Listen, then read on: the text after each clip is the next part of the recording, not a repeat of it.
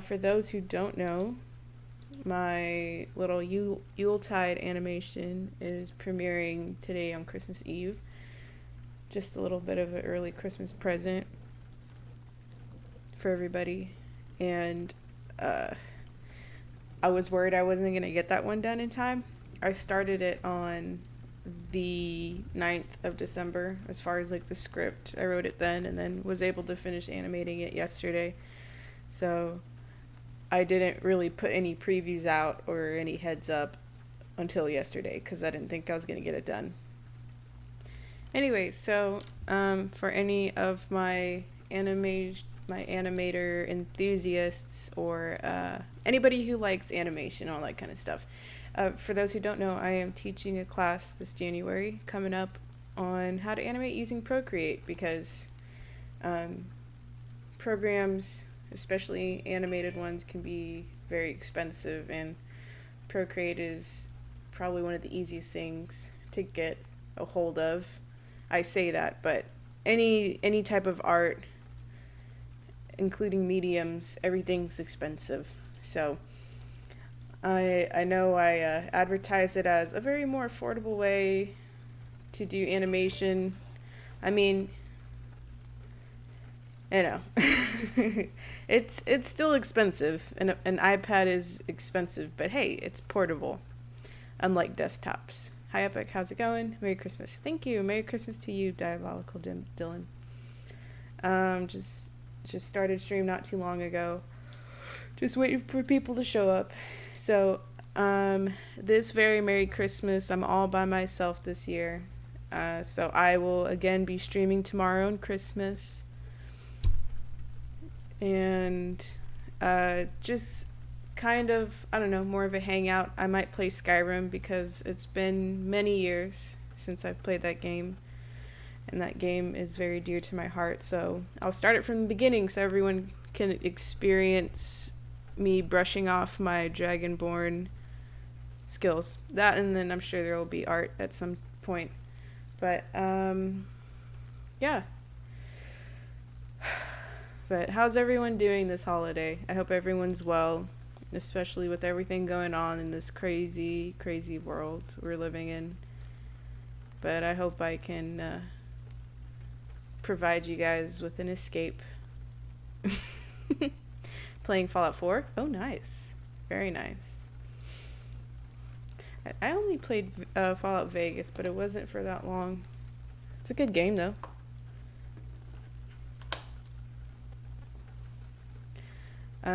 But hopefully this January I will be more on schedule with streams because I honestly do enjoy these. I've just been terribly busy. I'm like kind of half living out of a hotel and half back at the place I'm moving out, so it's been very stressful. Trudging around in power armor at the moment, super slow. I'm sorry. I will say, tomorrow when I play Skyrim, I'm a kleptomaniac in the game. I don't know why. And my favorite character to play is the Khajiit, so I steal everything, and I'm always overcumbered, and I put all my energy into making sure I can carry 300 pounds worth of just junk. And then I never spend anything. I'm sure they patched the glitch, but there's like, you can buy a house, but you have to do it a certain way that you can get your money back or something. I forgot. My friend showed me a long time ago. But anyways, without further ado, how many people we have here? We got 4. Okay. So I'm going to try something new with this, and sticky fingers, yes. I'm going to use the camera off my iPad because I don't have like a webcam or like a really nice camera I can hook up for the stream. So, let's see if this works. Alright. Well, I should probably do this first. Okay, action. Here we go. So some of y'all probably have seen it on TikTok, but this is what my storyboard looks like. I do have an app, which I'll end up showing you guys again on the iPad, but it's extremely buggy, and sometimes it will delete your progress entirely. So my poor little frail heart can't take that. So I've resorted back to sticky notes. So this is, I mean, not something entirely new to me. I've done it before. This is from another project like 2 years ago, but tip, if you're going to use sticky notes, use like pastel colors. The darker the color, the harder it is for you to see it. For example, this is too dark unless if you have like a black pen, but so for me, I'm very indecisive when it comes to storyboards. Sometimes I'm like, oh, maybe this will be better. Oh, wait, maybe this will be better. So sometimes I get a little too anxious when I'm creating something. Putting it on sticky notes helps me so I can take it off. Oops. I can take it off and then like switch it, which I did end up doing here. Put it back. And these are just, and I numbered them too. So you got 1, 2, 3, 4, and they're just basically visuals to help me remind what I was thinking in my from my script. So I can read my handwriting. So here I have Alex. Is it lagging? Okay.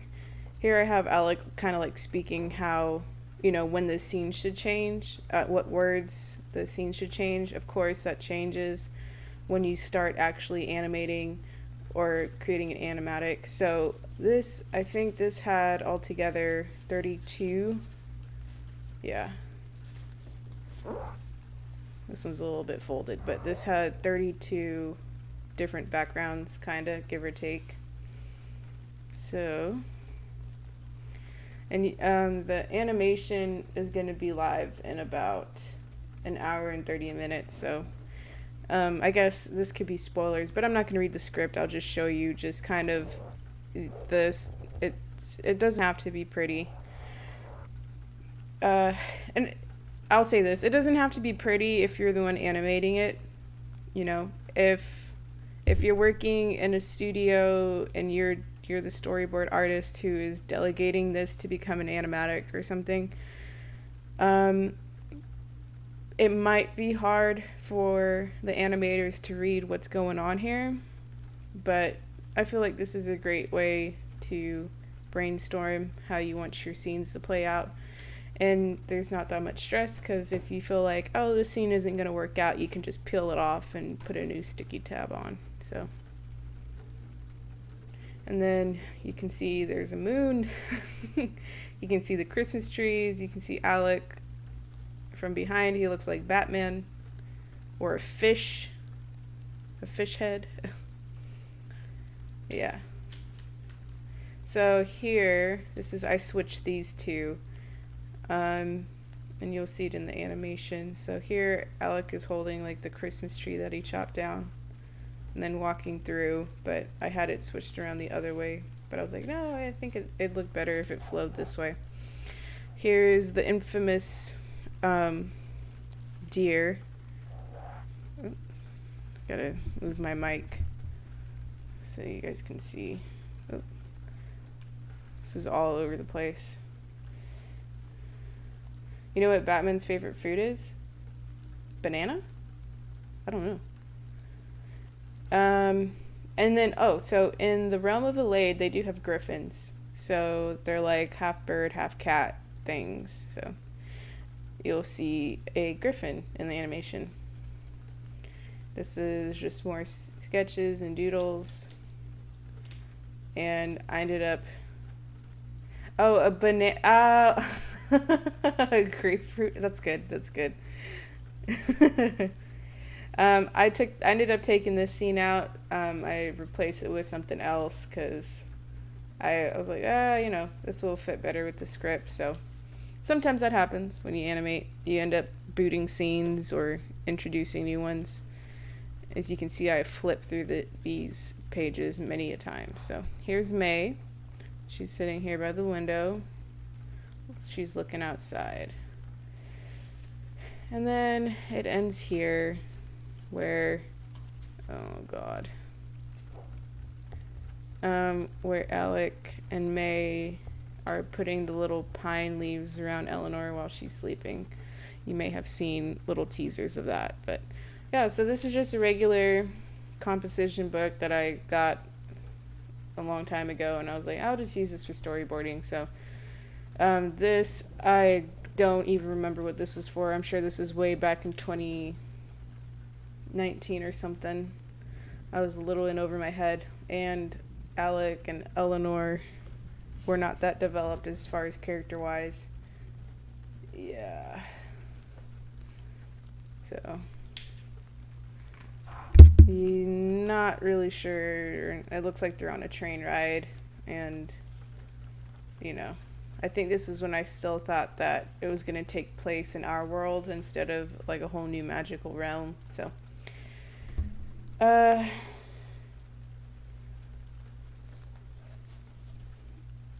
see.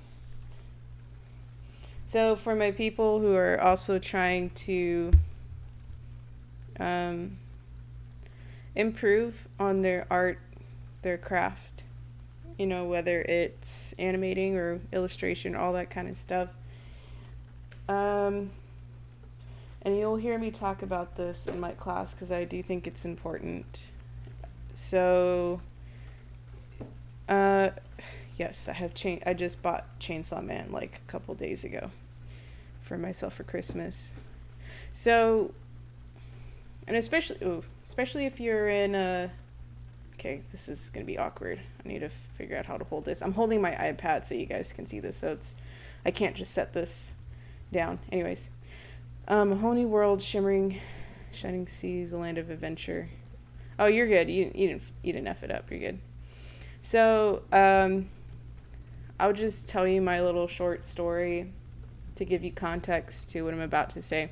So, growing up, I am a self-taught artist. My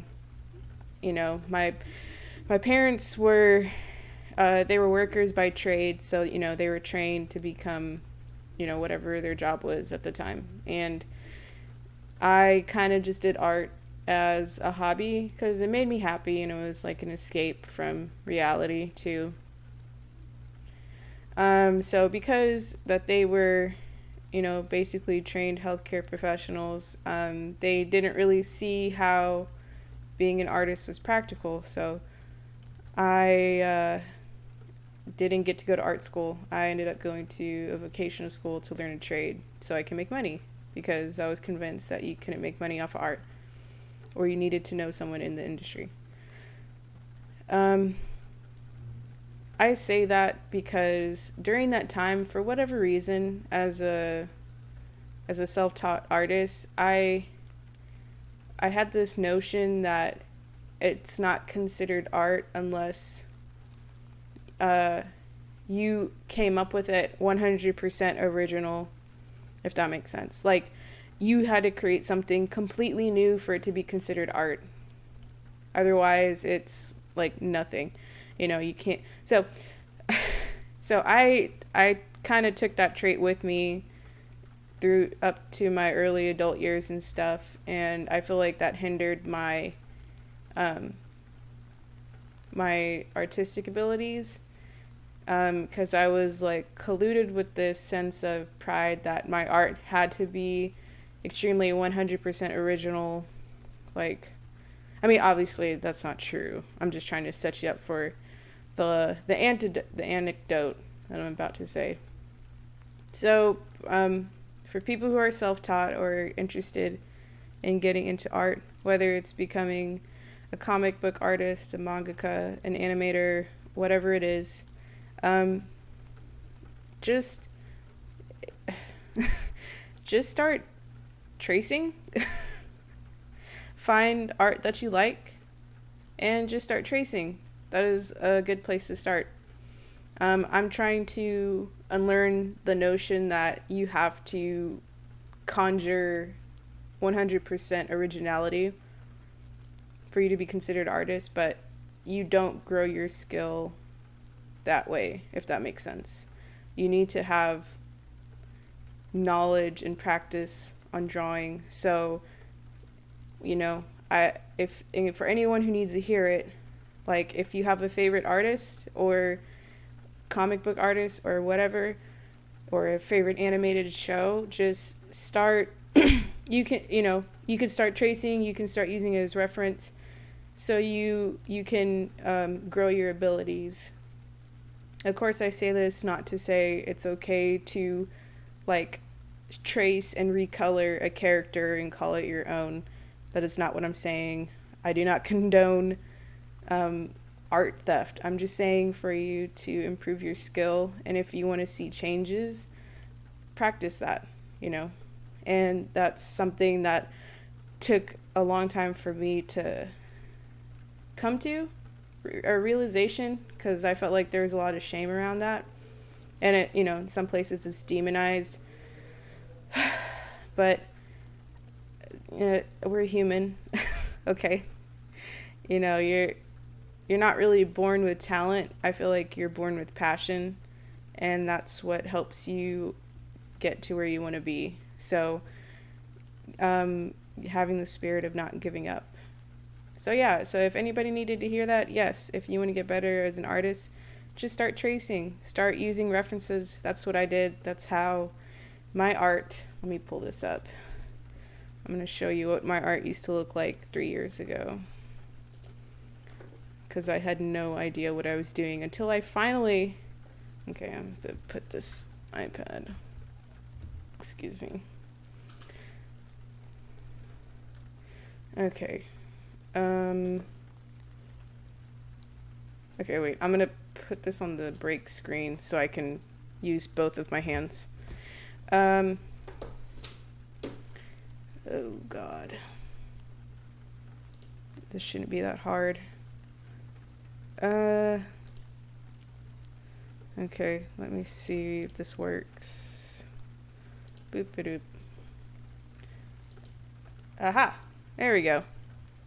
So, this was back in 2018. It's really not that long ago, even though it feels like forever ago. It really does. I mean, technically we're coming up on 4 years because it'll be 2022 next month. But this is what my art used to look like as far as comic book wise. I've always wanted to make a comic, but I did not know how to go about it.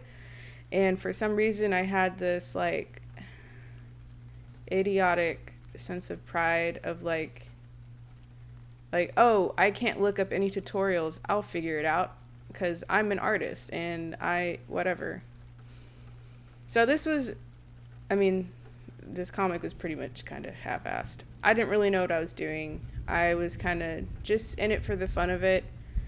Yes, I recently at this time watched The Ancient Mage's Bride because I thought it was super cool. For those who do not know, yes, I am highly involved in monster romance. Anything of that kind I consume. So I was so ecstatic to see that there was an anime / manga of that kind of trope. However, I do not agree with the story premise. It's very predatory / groomy. But anyways, needless to say, I got a lot of inspiration from that, and I kind of just wanted to rewrite it to make it less creepy. So I came up with my own characters and all that stuff, OCs, all that. So here's May back in the day. This was May in 2018. She was going to be a grown woman and not a child. And then this is Charles right here. So, and then I'm going to pull up some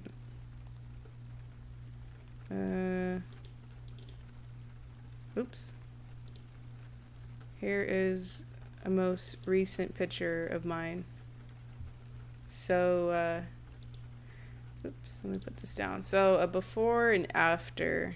So a little bit more context to give. I was obsessed with Sonic the Hedgehog, so I draw a lot of Sonic fan art, but I didn't really branch out of that realm until like my high school years. So the only reason why I'm able to, and I'm not even saying this is my true form as far as art goes. I feel like I have a lot more to improve. I'm still learning. Ooh, that's weird. Okay. And yeah, I still feel like I have a long way to go. But how I got here is from using references, finding artists that I liked, and where's Pinterest? Pinterest is a great, let's see if I can get to my thing. I feel like Pinterest is a great resource, and it's helped me with my art journey because I didn't really start taking art seriously until like these last 2 years is when I really started to vamp up everything. Anyway, so I have a folder called Color Theory, and it's pictures that I just like and I hope to recreate. So sometimes I will use the palette or the color palette that's on there or try to replicate it. Sometimes I use it for references. Sometimes I trace over it. Let's see if I can. So this is, let me pull up my Twitter. Okay. Oops. Where's my profile? Okay, I'll show you where I got this from. Scroll. Okay, here we go. So I used this photo as a background reference to help me create this image here. So you can probably see the resemblance. I hope you can, because yes, I did heavily reference this. So I really liked the colors on here. A very warm but cold night, and I was trying to gauge my perspective and distance. It's kind of hard to do that. So let's see if I have another picture I can show you that I referenced.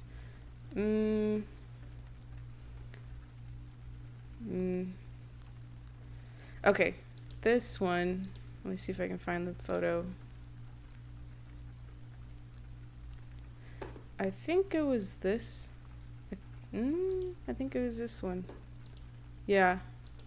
So I really like the color of the sky. And I'll tell you, the more you do this, the more you reference, you can't help but learn. So it comes to the point where you start to get familiar with color theory. I call it color theory, but color palettes, picking colors to have your scene feel a certain way. I always admired artists who did that, and I was very stubborn on trying to figure it out on my own without looking at their pictures for reference or at images. I was like, well, I'll figure it out. I was very hard-headed, so don't do that. You're just stunting yourself. So I really liked the color and mood of the sky, and since this was a Halloween edition, I was like, hey, I like the vibe this one gives. The sun, or the color of the sun, is red, as you can see. It's reflecting off of the house here. How many people do we have at stream? 1, 2, 3, 4, 5, 6. Hello everybody. And I don't even know if this is public, but this is just my collection of art that I've a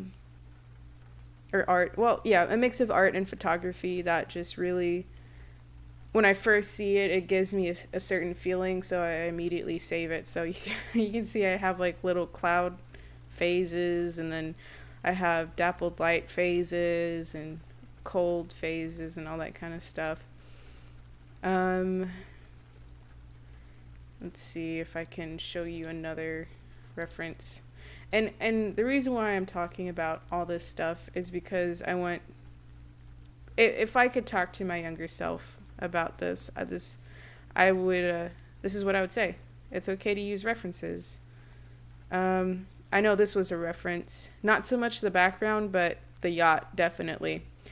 Listen, I'm not going to spend the next 30 years trying to figure out how to draw a yacht properly or whatever. I'm not going to go study a yacht because I live nowhere near the ocean.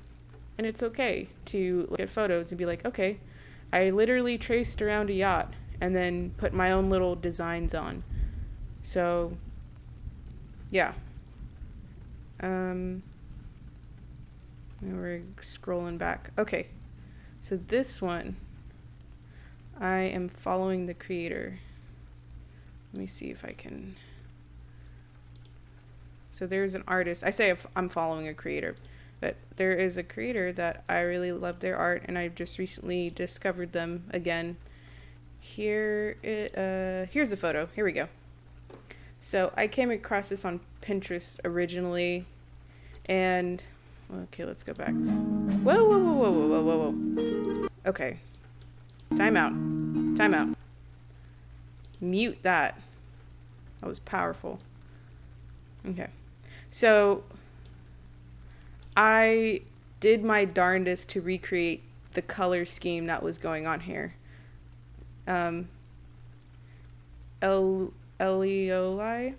I think they're sisters, twins. Yes. And I saw this on Pinterest. I didn't know who they were. I was like, this is so pretty. I want to be able to create something like this. So I went and tried to recreate it, which I feel like I did a pretty good job. Except for the flowers, they did a really good job on that. I kind of was, yeah. But I loved the golden glow on the grass here, and I tried to do the same. And then I thought, like, oh, like, you know, you always think the sky's blue, but in this case, it was like a very, very, very pale white. So, like I said, you learn things when you reference images and all that kind of stuff. This one, yes, this was also, let me see if I can find it. Where to go? I sometimes have to scroll back because this was back in, okay, I think we're scrolling back way too much.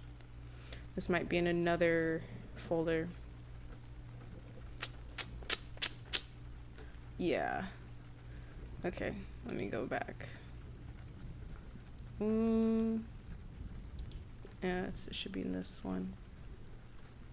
So this one's called Elade. This is the name of the realm, like in Narnia. Or, you know, Narnia, which is like the name of the realm, I guess, that the book takes place in. But Elade is the realm that my story takes place. And there's a lot of photos that I thought were really pretty. Here it is. Okay. I thought this was gorgeous. And I was like, I love how you have this, like, it's not like a dull yellow, but it's not like a extremely bright yellow. It's like a very strong yellow. I don't know what to call it. And the mountains in the back and the foggy, like, just rained sky. I thought that was so pretty. So I tried to recreate the same thing. This is extremely long. Oh my gosh. I guess my phone is that long. That's so crazy. Okay. It looks shorter when it's on my phone. Okay. So what did I do? I tried to recreate the scene. I tried different brushes to get that leaf petal effect. And let me scroll back up to this so you can see it in action. Okay. So I also wanted to get the misty sky. I added a mountain in the back because I was like, well, let me at least make this a little bit more creative. But I did a little parallax, I think that's what it's called, effect where it moves like this, as you can see. The mountain in the background is moving, the leaves, they're moving, all that kind of stuff. It gives an illusion that it has dimension, I guess. Yep. So yeah, find your favorite artists. I think Pinterest is great. Twitter is also pretty good. I'm not really on Twitter all that much. Recently, I've tried to be a little bit more active, but this is where I find a lot of my inspiration on Pinterest, because Pinterest's AI or algorithm, whatever it is, does a really great job on showing you pictures that is similar to what you like already, and the algorithm grows with you. So, and I can be on this for hours looking at illustrations or photography, like this kind of stuff. I've never really lived in the cold, but I can like I can like feel what this feels like. I feel like I've been there, if that makes sense. And that's how I bring that ooh, this is pretty. It's a little spooky. That's how I bring that like warmth feeling into my art, because I try to find photos that I can reference, and so I can like get this. I try to transfer the same feeling. It's like, oh, I want this scene to be very somber. Well, let me go through my little catalog and figure out which ones. We'll put that there, and then we'll put this in. Anyways, but yeah, stuff like this. So, stop, because this is what I used to do. Stop trying to draw stuff from the vague memory that you have. Like, if you don't see these mountains every day, then don't feel like you have to draw it from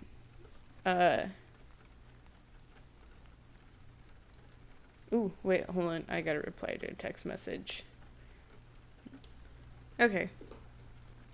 Let me pick up where we were. Okay.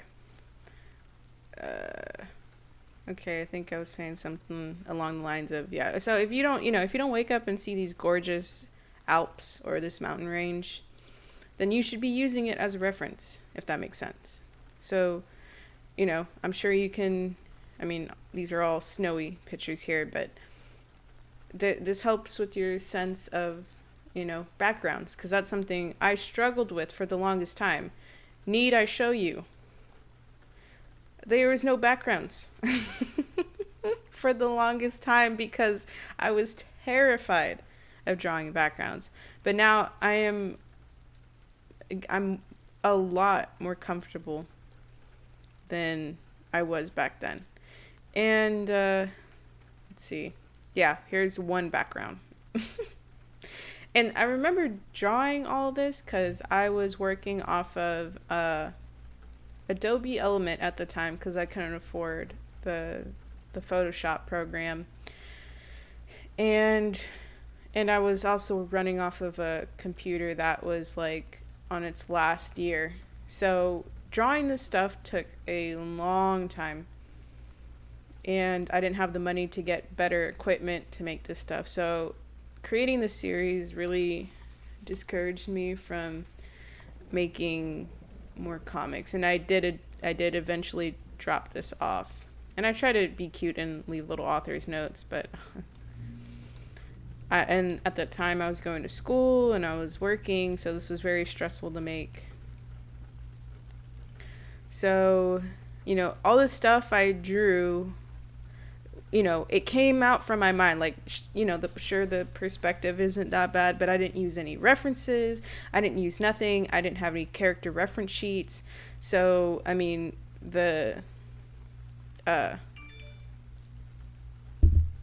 everything, I thought this is how it's supposed to be.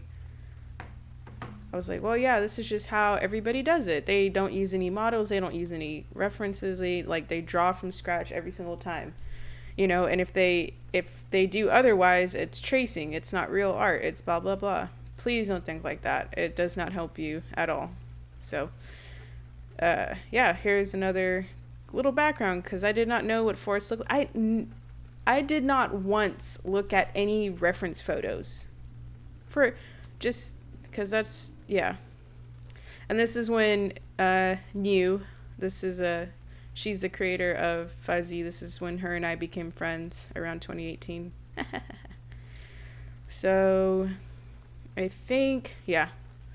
I mean, like, it's alright, but this is, yeah, I had no idea what I was doing. But I did have the passion. I really wanted to make a story, and I wanted to make a good romance story, even though this first take is pretty much dog shit, but yeah. So I will say, I remember I did look at a reference for koi fish. So there's reference one is for koi fish, because I had no idea what the heck they look like. And for capybaras, I looked at YouTube videos for capybaras. But yeah. Anyway, so if you want to improve your art, please, please, please, please use references. Look at pretty pictures, whatever you like. I'm now just about to enter the journey of how to draw mechs. So where are my bots? Where are they? Here it is.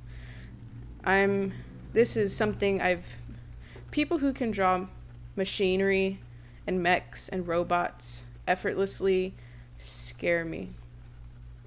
And I want to become that villain one day. I want to be able to just draw this and have no problem. Like, this is so cool.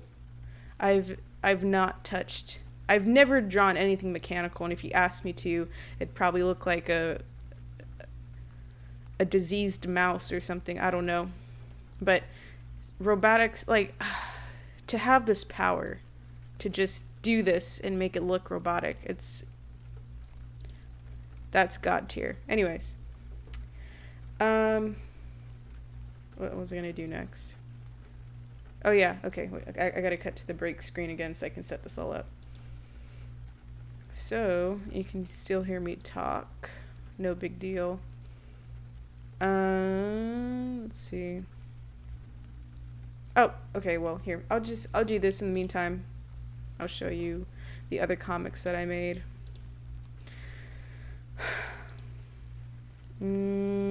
Dashboard. Okay, let me go back to action. Oh, wrong one. Okay, so I've, on Webtoons, I guess technically 6, but, and, you know, I would like to normalize really advanced artists to show their process, where they came from, because I feel like sometimes we like to just, I don't know, we just come off like, oh, this is just how we've always been. That's not true. So here is something that I do want to rekindle. I actually do want to turn this into a film. This is called Horns, and it's about a girl who meets a djinn, and the djinn helps them win a baseball game. So this one I completely did. I'd watercolored the entire thing and all that stuff. And I think this was more of like for a competition, that like Webtoons was having some competition at the time, and I made this little prologue. So it has a quirky aesthetic to it. Taking pictures, because I didn't have a printer, taking pictures was a nightmare.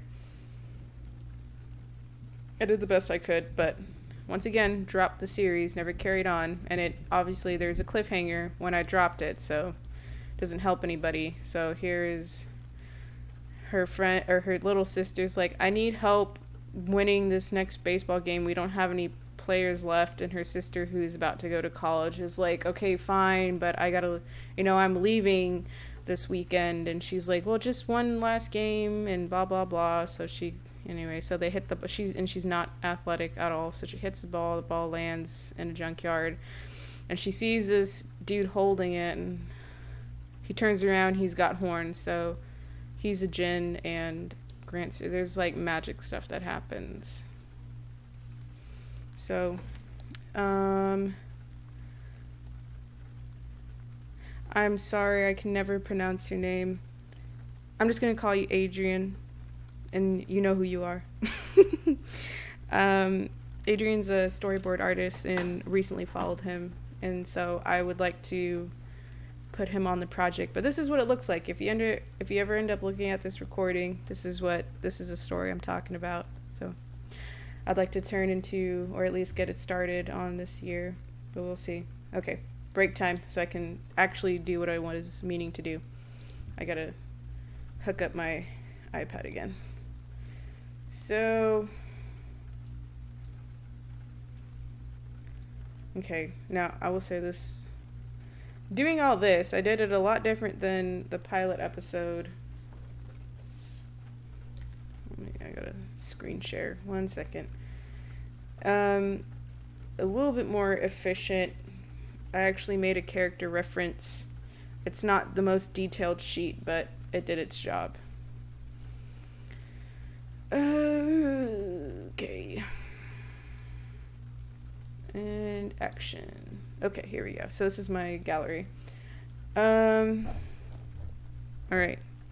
So I started with the script on the 9th, and then I put the storyboard together, and then I started making the backgrounds.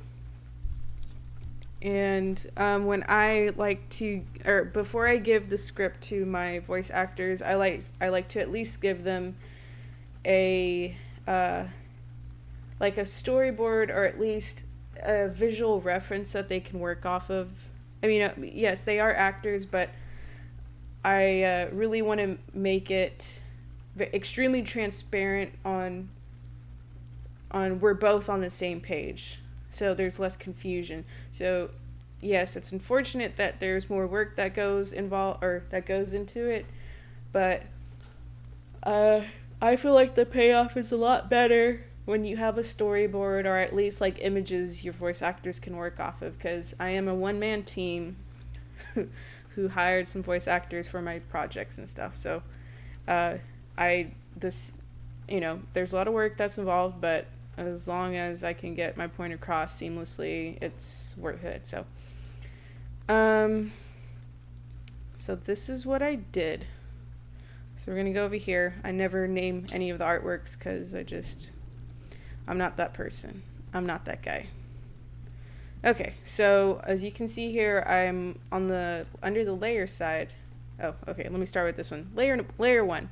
So this was an image on Pinterest, but I color corrected it to have this color. It was beforehand, it was more of like a dull kind of purple. It had a little bit of warmer tones, but I was like, I like how the mountains look. This is a great reference photo, so I use this as reference when creating the background. So it helped me like visualize, because gone are the days where I'm just trying to fathom this stuff out of the dark side of my head, or whatever, the left brain, or whatever it's called, whichever side is creativity. So I thought this was a great reference photo. It was like, I don't know, I just like it. So I color corrected it and then used this as a palette. So let me take this out. Okay. So just like in the storyboards, I numbered everything. I did it here with the groups, so I could remember, what background is what. I organized it this way. So I had about 30 backgrounds, or kind of 30 backgrounds, but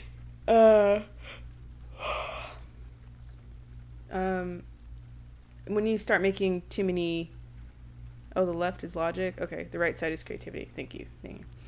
But when you make a lot of layers, it gets a little glitchy, so I had to make a whole new, anyway. So this piece right here was going to be like my background thing, so I don't have like 30 different canvases in my gallery and I'm like trying to run through each of them for backgrounds, and like, because that's too confusing for me. If it's not for you, that's fine. So this is the easiest background. That's Webtoons notifying me something got uploaded. This is my first background. This is the first one you see. Oh, this is the second one you'll see. Okay. And then and you can see it skips to 5 because background 3 and 4, if I'm remembering this right. Let me flip to it. Yeah. Okay, background 3 and 4 is the woods moving. So I had to get a longer canvas. It couldn't be this size. But Burnham's song explains it very well. Oh, really? Okay. So then back here okay, I need to zoom out so you guys can see what's going on. So, and then when I make these backgrounds, I also gotta pay attention to what's going to be moving.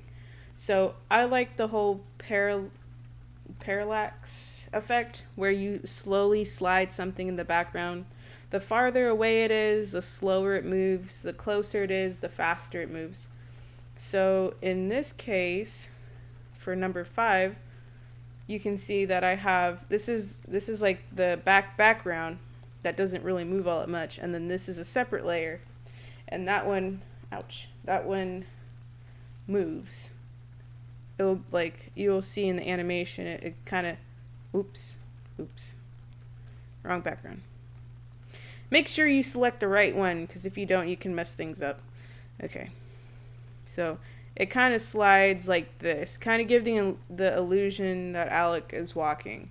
So this is just, and again, for my peeps out there who are intimidated on starting animation because in your head you have an idea that animation should look a certain way, don't let that stop you from making animation. We all start somewhere, okay? Don't feel like, your first animation isn't going to be the best thing in the world, but at least you started. That's what's important. So I feel like, because I was one of these people who was like, well, it's just so overwhelming, I don't know where to start. Like, it looks nothing like Pixar, Studio DreamWorks, like it, and it's like, well, who says it has to be, right? You're not a $1 billion company that has a tight budget because they're trying to make the most money possible. You're just yourself, and the only currency you're running off of is passion. So don't let that stop you from creating. And that goes for anything, really. Don't let anybody tell you, like, oh, well, this, that, the other. No. But it's like, well, then you do it. So here's another one. This one, this scene right here, I did split it. I still have layers split up, but nothing is really I don't think anything was moving on this scene. Just only him. And then this one, oops, let me open it up. Okay. So this one, I actually used all 5 layers, and in the video editing program, I like slowly, I had the background, or I had this layer completely still, because it's, it's a mountain. If it's like really massive things in the distance, and the camera's moving a certain way, just let that, to give it a sense of colossalness, don't let it move. Just have it as a still image. So I don't know if you can see here, but these are some trees that are in like the foreground. So these end up moving across the screen a lot quicker than these trees. And then I'm not sure if you can see these sparkles, but these sparkles are kind of just slowly moving. And then in this scene right here, the animation is Alex like slowly walking down with the cut down tree, like he's walking down a hill or something, if that makes sense. So that's what all the pink doodles are for. It's to help me figure out what I was doing for this scene. So yeah. So when I animated this scene, let's see, the animation premieres in about an hour. When I animated this scene, I sandwiched it. So this and this was on the same layer. The animation is sitting above the background here. So it was literally, these two were one layer, and these two were one layer, and then you had the animation in between that that was like, he was doing his thing. And this also saves on space too. Oops. So he's walking back. This is the picture I was showing you earlier. Here's one of the griffins. There's the deer. Anyway, so you get the idea. So, unfortunately, my Procreate, and of course I have other art in here too, but my Procreate was kind of glitching out when I was like up to group 19, and I had 19 different backgrounds with, how many layers do I have?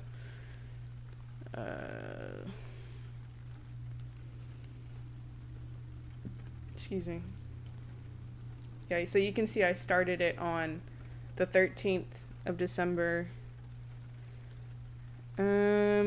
So I used 69 layers for 19 different backgrounds, 69 layers, and I still had 160 layers to go.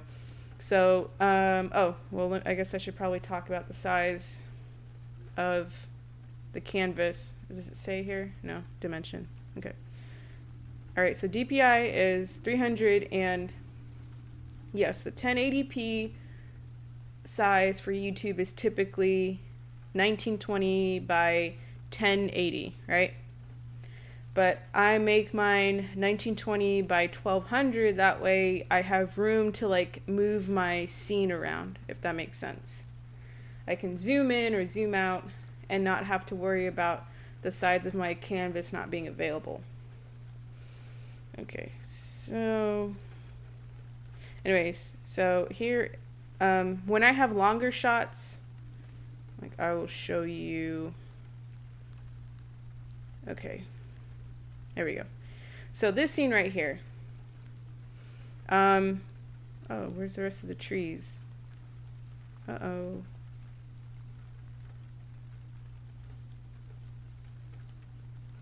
What is going on?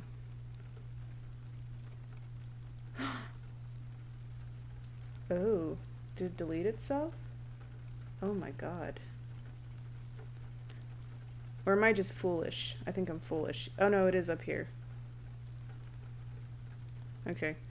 Scared myself. I was like, what did I do? Okay. So in this scene, I wanted the camera to like pan across like this. And this is very janky because I'm using my fingers. But I wanted to kind of look across there, right? So I couldn't really do it on a canvas that's 1920, which is the length. So I made this about 3,000 pixels instead. So it's almost doubled the size, or yeah, almost, well, whatever, 3/4 maybe, I don't know. But this is an easier way to animate than to like, oh, I gotta zoom in really, really big so I can scroll across the scene. No, don't do that. Don't do that. So there is, I think I only did 3 scenes like this. So you guys already saw the children sleeping, and you saw this is the sunlight scene, and then I have the same scene but without any light. So it's like a very blue dawn morning, early morning.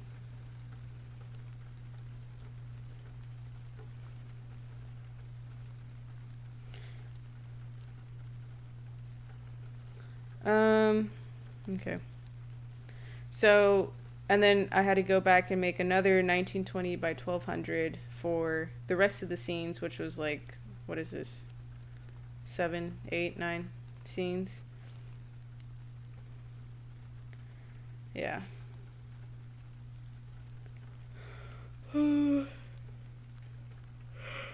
So, when I when I finished all the backgrounds and I was ready to animate, this is what I did. I didn't want like 30 canvases of like miscellaneous animation going on, okay?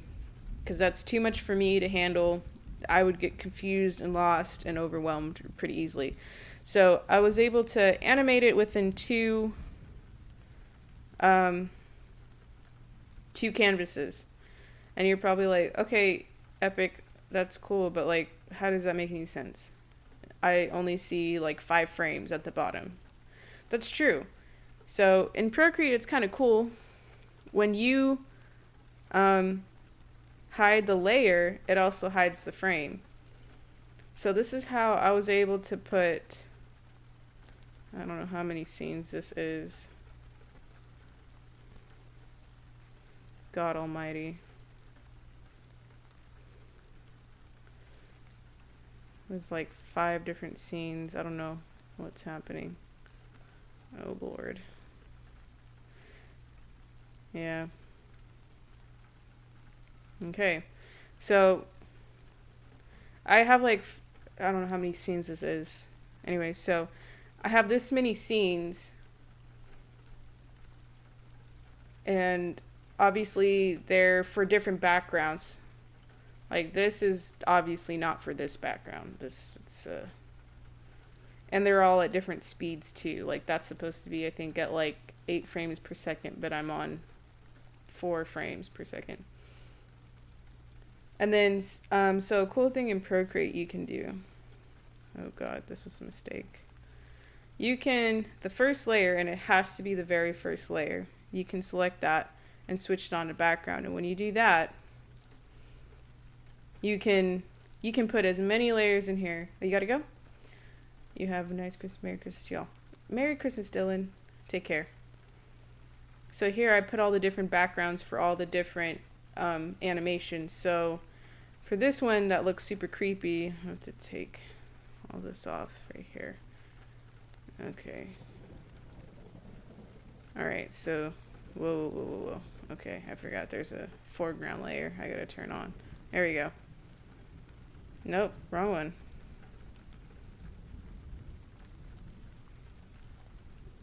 It is a background. Okay, there we go. So I kind of flip through the different,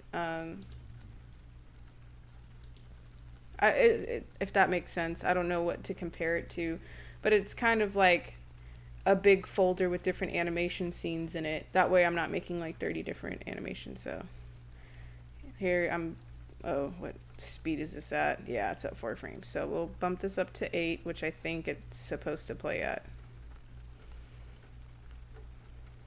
Yeah. So that's one of the scenes right there. And then this is just a extra. Okay. And then same with other things. You got the deer over here flicking his ear and then turning to the side. That was a different background, so I just got to find that background, which is this one. Ooh, let me take away that altar.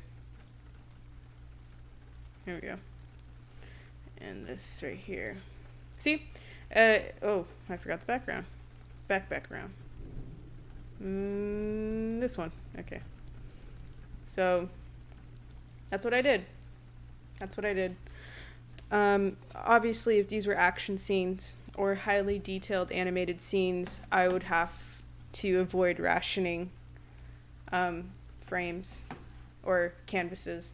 Of course, I would start, if it was very detailed, like One Punch Man animated fight, this is going to take me several canvases probably to achieve, as I would hit the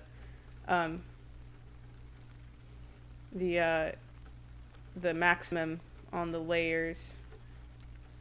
So, and then another thing, and this doesn't come easy. It doesn't. I ended up merging layers. So that's a confidence that you have to develop. It doesn't really come overnight unless you're just crazy. But to save space, trust me, just merge your layers. It's easier, There's that fear of, oh, what if I have to redo it? It hasn't happened to me yet, and I've always I don't know, I just happen to scare myself with that idea, but it's not. Just merge your layers. So what I mean by that, see if I have any examples. Okay. Where'd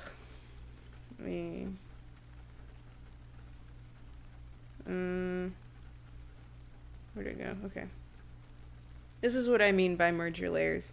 So right now this is in a group, right? So in this group, it's this frame, and then this is the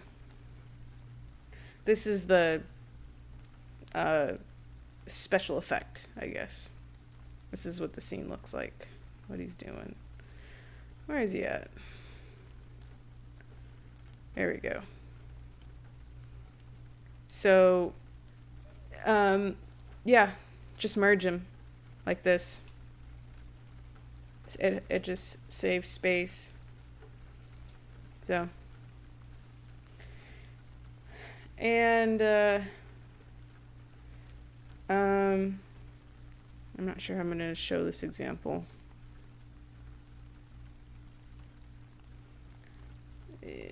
Okay, yeah, this is another animated scene. Okay, anyways.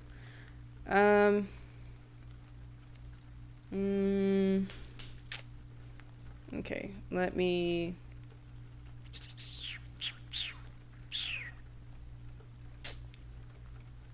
try this.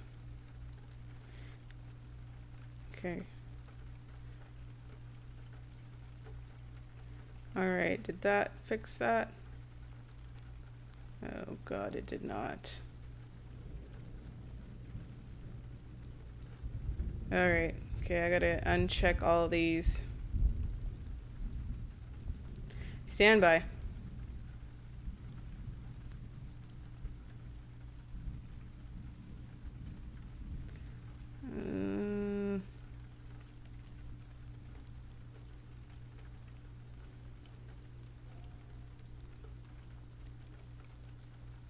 Okay. Alright. Whoa. Whoa, whoa, whoa. What the heck was that? Calm down. Okay. So I'm gonna explain something to you. It's frustrating with the technology we have now, but hopefully it improves. But so I feel like one of the reasons why the pilot took me a lot longer than expected was because I saved frame by frame, especially with the dialogue, because I had to lip sync, and since Procreate you can't hook up audio to your Procreate so you can time out the dialogue and all that kind of stuff. I had to save frame by frame so I could edit it in DaVinci Resolve. That is something I hate. Now, because Apple and Microsoft hate each other and their petty domestic drama leaks into our real world. And it's frustrating because, so for example, let's say I want the background to be totally different than Alex's animated scene, right? Oh crap. Okay, anyway, okay, let's do this. Let's pretend like Alec is gonna have a totally different background. And you know, like whatever.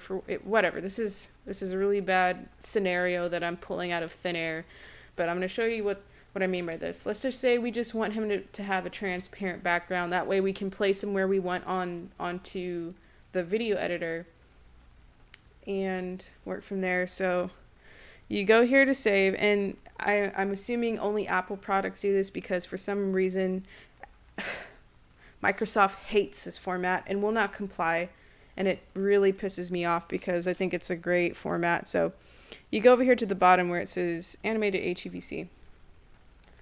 Look at that. Pretty cool, huh? And you see that right there, that little switch, transparent background. There you go. That's what you want. You can save that. So it's basically creating your animation as a group. So Alight Motion, which is an app on Apple, supports this type of save feature, I guess. File. We'll call it file. It supports the HEVC file. I'm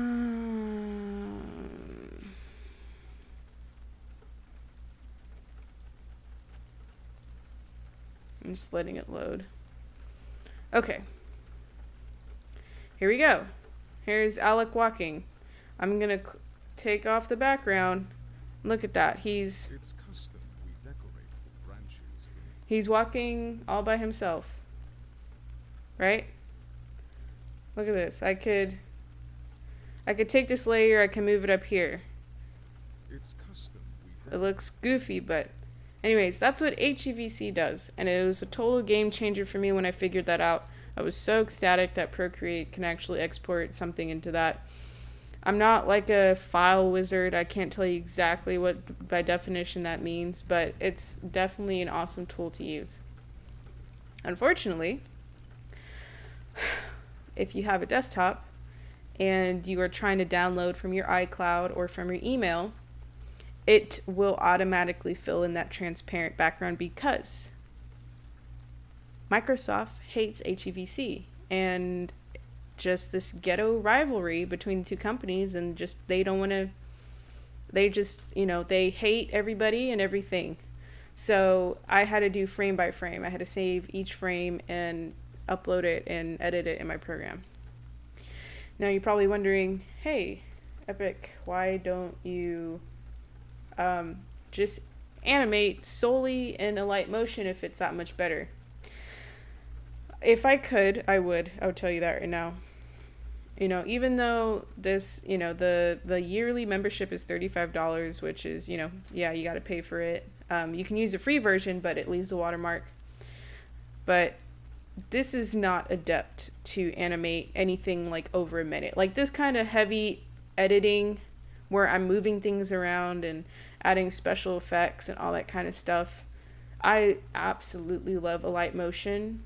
I will stand by it, but it is not, it does not have the strength to withhold a project of like, so I don't know if you noticed, but it says like, YT 1 through 7, YT 8 through 12, YT 13 through 18.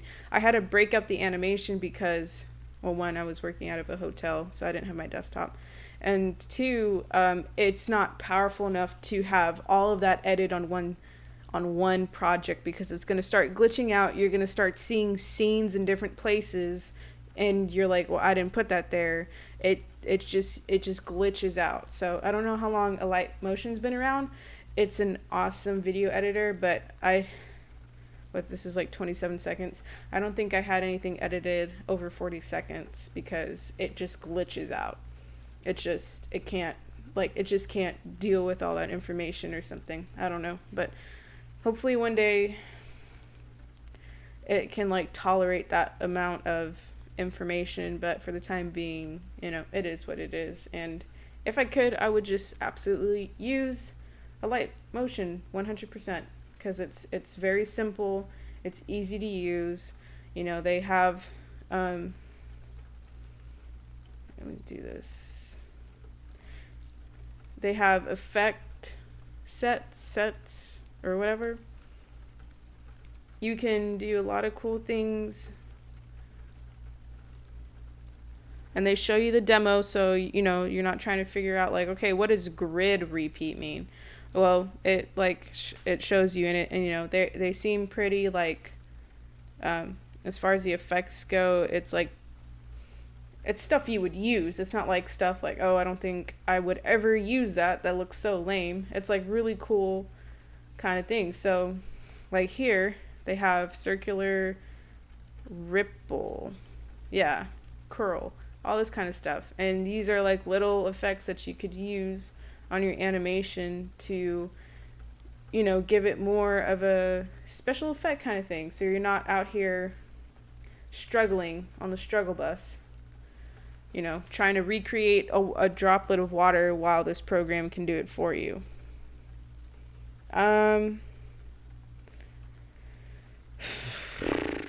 Procedural. This is something I still got to explore, but there's some cool things you can do in here. So let's see if we, oh my god. Oh. Whoa. This is kind of cool, actually. Okay, let me try this on a scene that I animated. Okay, so this is,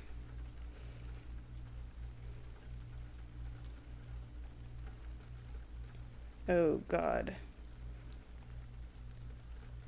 Okay, let me try that again. Procedural. Let's do, that's weird. But yeah, anyways, the point is you can mess around and check things out. They have, some of the effects, like this one has sets. What's broken CGA? That's weird. So yeah, if you're trying to make like a creepy pasta or something, I think they got like RBG glitch, and you think you're able to look that up. Glitch, yeah.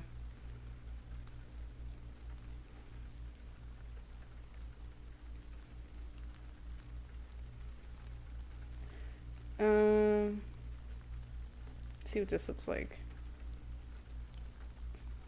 Ooh, that's creepy. Ew. So just like, just something abrupt. Yeah, that's cool. I'll probably use that in another thing. And of course I would have to mess around with the controls there on the side, but I don't. Anyways, honestly, I do think a light motion is better than DaVinci Resolve. But another issue that sucks is that I'm sure you noticed everything here is stacked on top of itself. That is not by choice. That's just how it is. So instead of your timeline going from left to right, it goes from bottom to up or to top. If that makes sense. I cannot put anything on the same timeline unless I group it. But you know, so that's one part that I find extremely frustrating on a light motion is I can't, sit these together. They have to stack on top of each other. And then also audio, the only thing you can do with audio is just make it go quiet. There's no special effects you can do with volume at all, at least at this point in time. I can't, make the sound like it's coming from the other room, but in DaVinci Resolve you can do that no problem. And what else? Oh yeah, I don't think you can rewind. Like you can't play a clip in reverse, so you can't have something play in reverse, but and you can't speed anything up, you can't slow anything down. So I hope they expand more on this. That would be very cool. But besides that, I think it's a great video editor. Easy to use. It doesn't crash, at least on my iPad. And yeah. So, does anybody have any questions? Because I'm kind of just killing time at this point. So, because I'm gonna watch the premiere live. And I hope to see you guys there.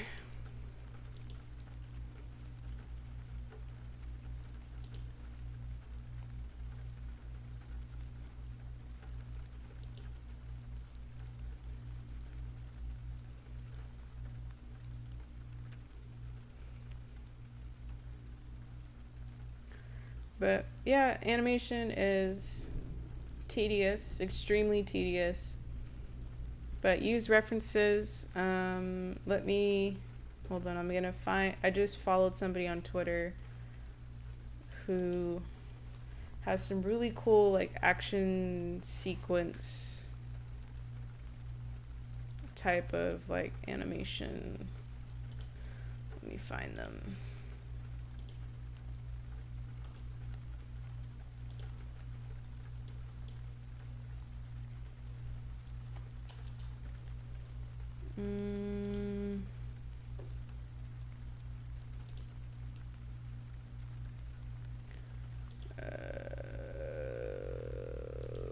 Okay. Where'd they go? Nope.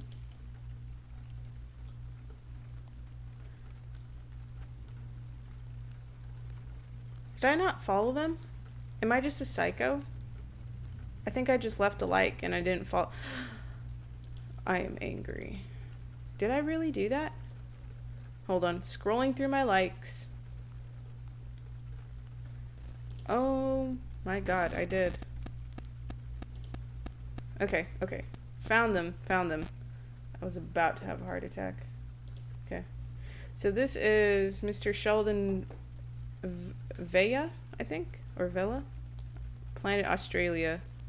Okay, so it's, I don't know how to pronounce it. Anyways.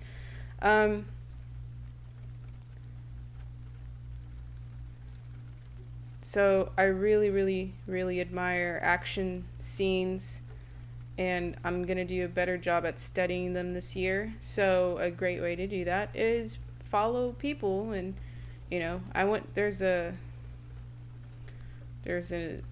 hold on, animatic that he did. Yeah, this one I thought was super cool. Okay, there we go. This, yeah. So at some point, I'm literally gonna go Can I not do this here? Really? Okay. So I'm going to go kind of like frame by frame and just study each frame really, and then try to replicate it. You know, may not be going through an eye of a skull or something, but seeing, you know, what each frame looks like. So I don't know if you noticed, but there's like a slight shake. I don't know if that's like an effect or he moved the frame himself, but see, you can, it's pretty cool. SV plus LS. I'm not sure what that stands for. That's kind of funny. And yeah, so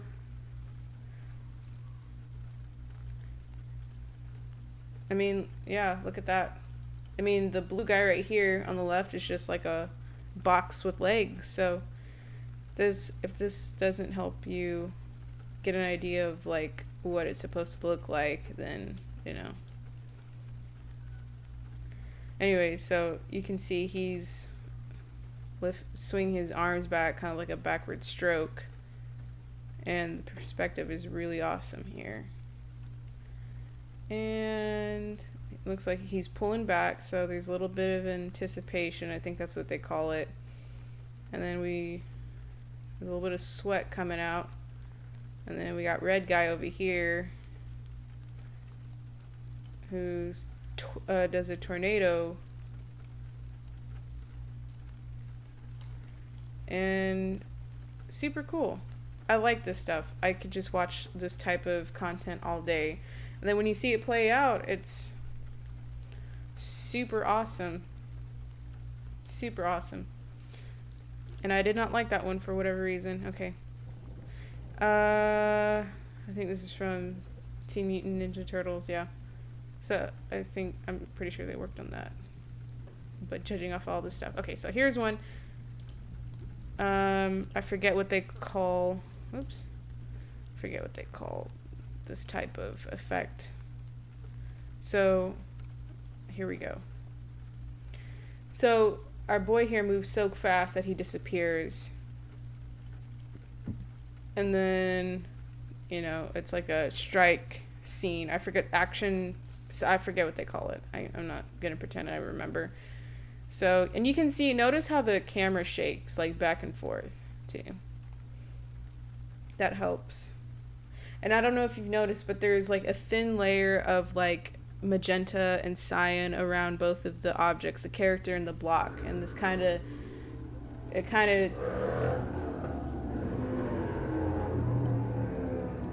I live right next to a parking lot, so this is normal. I don't know, it helps it stand out more, so it doesn't look, I don't know, it makes it more interesting. So stuff like that, when you notice it, you're like, oh, okay, and then that's something you can also replicate. So you can see, I don't know if you can see it, there's like blue here, and there's pink here. It's very, very subtle, but it's awesome. So yeah, super cool. This stuff is always awesome.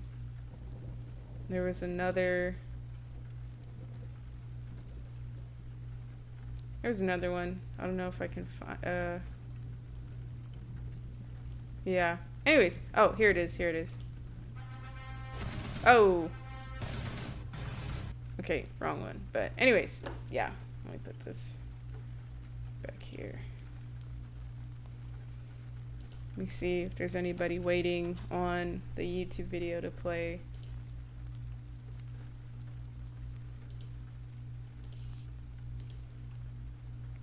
Okay, we got 2 waiting. Go back to the video. Yay! Awesome. I'll say woohoo. But not who. Woohoo. We got 2 people waiting. There's about 20 minutes left, and then there will be about a 5-minute timer. But yeah, that's the stream. That's behind the scenes for the most recent animation. Honestly, I should have had this planned way back, at least in November, but I kind of took that whole month off and worked on some other things. But I think my plan for this new year, I'm kind of on the fence about some things, but I'm kind of leaning towards making more shorts and and pushing content out a little bit more faster, because I know this first episode's going to take me a while. And also every time I animate, I get a little bit better, I get a little bit faster. So I feel like that's I should just make more shorts or different types of contents. And then also I still gotta make some promo content for my class so I can get out there and show people. But you guys are the best. Thank you for watching the stream. If anybody has any questions, say it now, or forever hold your peace, because I'm gonna end up closing up the stream, and then I'll be here in the live chat for the premiere. I'll be watching it with everybody else too. So, thank you guys. And if you are in my class and you're happening to see all this, the class is going to be a lot more in depth than what I showed you. I just kind of did a summarized version of how I did everything. In the class, I'm going to show you and break down each technique and show you exactly how to do it. I'm not going to be like, okay, well, this, and, it's not going to be like this stream. It's going to be way more in depth, and I'll be explaining everything, whether you know it or not. Not mansplaining, just being thorough, because I hate when people are just kind of like half-ass teaching and are like, oh, well, then just do it like this. It's like, well, teach me how to do that. That's why I'm here. And, I'm sure for people who finish my class, I'm sure you'll figure out something even better. Or maybe it'll help you find something, or maybe help ease your nerves on making an animation. But it's scary. I had to power through it. It can be done. And I'm here to show you how. So I'm excited. It'll be a little bit stressful because I'm kind of moving halfway in between the class, but I'm really hoping it doesn't affect the schedule. But without further ado, thank you guys. Merry Christmas. I'll be streaming again tomorrow sometime, most likely Skyrim. And have a great New Year's too, if I don't see you then. All right, bye-bye.